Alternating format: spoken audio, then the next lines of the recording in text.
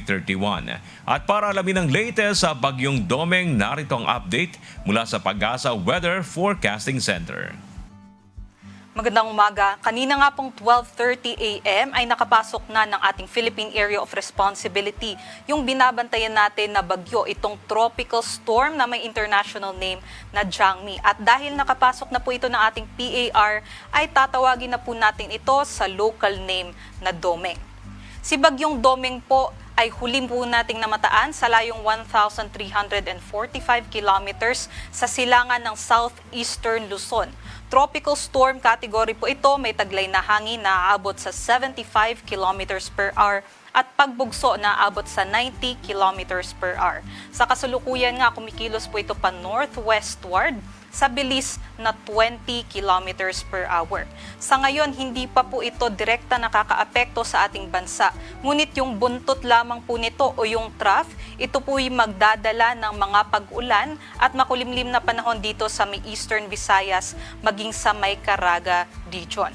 Aside naman po dito sa minomonitor natin na bagyo ay yung southwesterly wind flow o yung paunang ihip nitong habagat ay magdadala rin na maulap na panahon, kalat-kalat na mga pag-ulan, pagkulog at pagkidlat dito naman po sa may Palawan, maging sa may western sections ng Visayas and Mindanao. Asahan nga po natin yung katamtaman hanggang sa malalakas na mga pag-ulan dito po sa may western Visayas, Negros Island region, maging sa may Zamboanga Peninsula, Barm, Soc-Sargen, maging sa may Lanao del Norte. So doble ingat pa rin dahil posible po itong magdala ng mga pagbaha at pagguho ng lupa.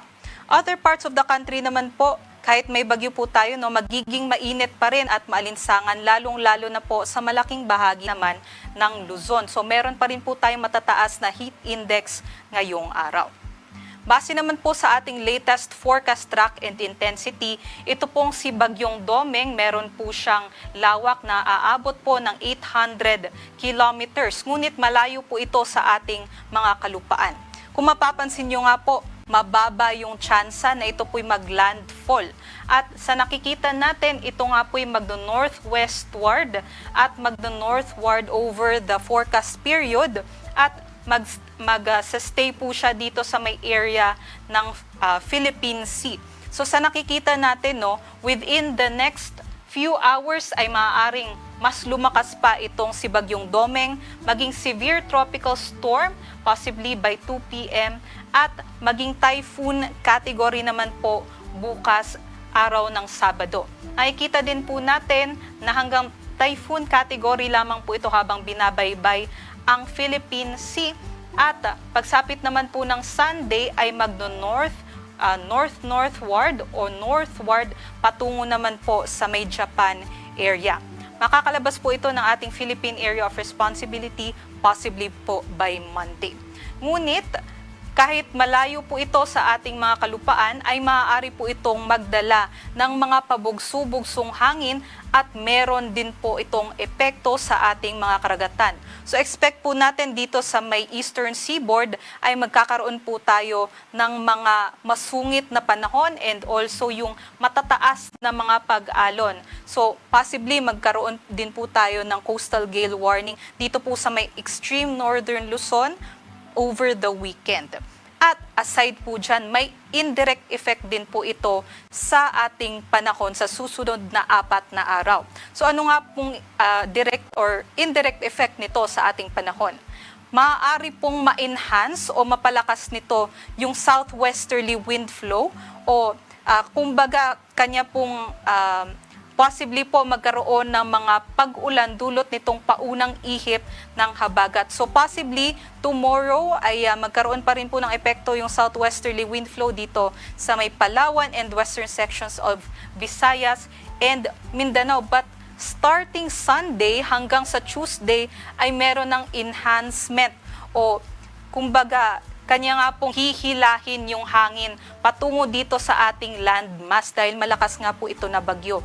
So dahil sa paghila nitong bagyo sa ating southwesterly wind flow, maaaring makaranas ng katamtaman hanggang sa malalakas na mga pag-ulan yung mga kababayan natin dito sa kanlurang bahagi ng ating bansa. Nakikita nga po natin, no, even dito sa may Luzon area, sa may Metro Manila even ay makakaranas po tayo ng mga malawakang mga pag-ulan, especially by Monday and Tuesday. So sana paghandaan po natin ito. Kung meron po tayong kailangan ayusin sa ating mga bahay, yung mga gutter natin o mga bubong na merong mga sira, ay i-take na po natin itong chance na ito ngayon para po ay ayusin na po natin yung ating mga kabahayan.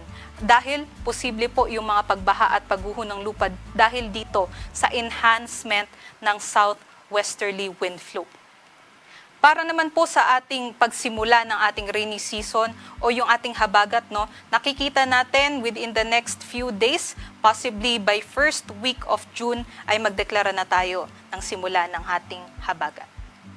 At para naman po sa magiging severe winds, no, sa nakikita natin, mababa naman po yung tsansa na magkaroon tayo or mag-raise tayo ng wind signals. Pero yun nga po, meron pa rin pong pabugso-bugsong hangin. Simula bukas, meron na po sa malaking bahagi ng Visayas and also sa may parts din po ng Luzon and Mindanao. And also dito rin po sa Sunday, no, especially sa may extreme northern Luzon area, ay malalakas po yung ating mga hangin dyan. Para naman po sa ating heat index, ito po yung natala natin kahapon ng alas 5, pinakamataas po dito sa mga lugar ng Tuguegarao City, Cagayan, Kasiguran, Aurora, Sangli Point, Cavite, San Ildefonso, Bulacan, nasa 47 degrees Celsius na danger level pa rin po ito. Nakapagtala naman po tayo ng hanggang 43 to 44 degrees Celsius sa Metro Manila kahapon. At magpapatuloy pa rin nga ang mainit at malinsang panahon ngayong araw sa malaking bahagi ng Luzon.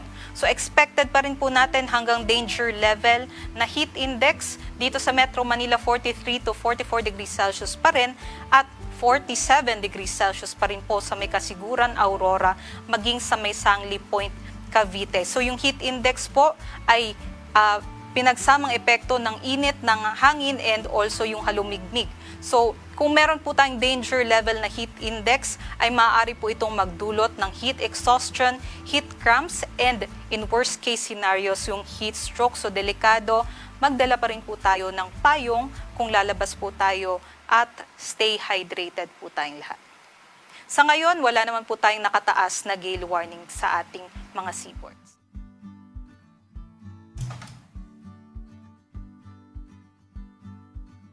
At yan po ang latest sa Bagyong Doming. Patuloy kayong mantabay sa mga weather update ng Pag-asa at sa mga social media sites ng UNTV News and Rescue para maging updated at makapaghanda sa epekto ng bagyo.